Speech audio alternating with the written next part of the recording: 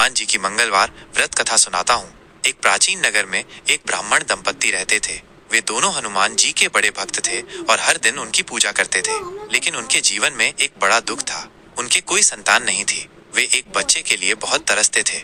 ब्राह्मण ने संतान प्राप्ति की इच्छा से हर मंगलवार को हनुमान जी का व्रत रखना शुरू किया। वो पूरे विधि विधान से हनुमान जी की उपासना करता था। उसकी पत्नी भी उसकी भक्ति में पूरी तरह साथ देती थी और हर काम में उसका साथ निभाती थी।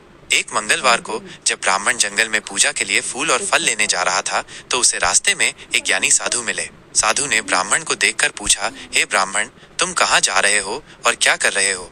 ब्राह्मण ने साधु को अपनी संतानहीनता का दुख सुनाया और बताया कि वो हनुमान जी का व्रत कर रहा है ताकि उसे एक पुत्र प्राप्त हो सके।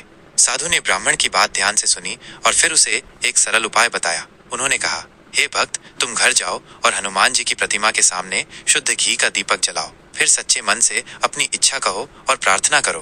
महावीर हनुमान बहुत दयालु हैं, वे तुम्हारी मनोकामना अवश्य पूरी करेंगे। ब्राह्मण साधु के वचनों पर विश्वास करके तुरंत घर लौट आया। उसने घर आकर हनुमान जी की मूर्ति के सामने घी का दीपक जलाया और पूरे भक्ति भाव से संतान प्राप्ति के लिए प्रार्थना की। उसकी पत्नी भी उसके साथ प्रार्थना में शामिल हुई।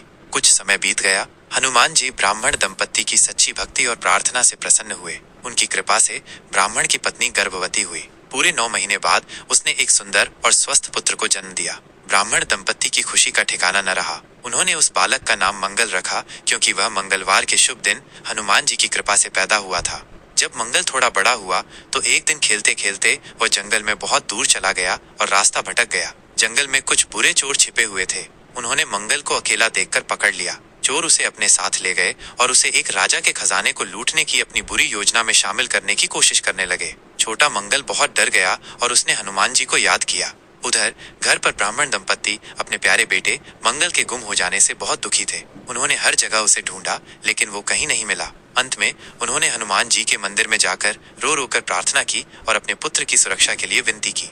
हनुमान जी अपने भक्त और उसके पुत्र की पुकार सुन ली। वे तुरंत बालक मंगल की सहायता के लिए प्रकट हुए। उन्होंने एक शक्तिशाली पवन का रूप धारण किया और जंगल में जाकर चोरों को चारों तरफ उड़ा दिया। चोर डरकर भाग गए और मंगल सुरक्षित रूप से उनसे छूट गया। पवन देव मंगल को उठाकर वापस उसके माता पिता के पास ले आए।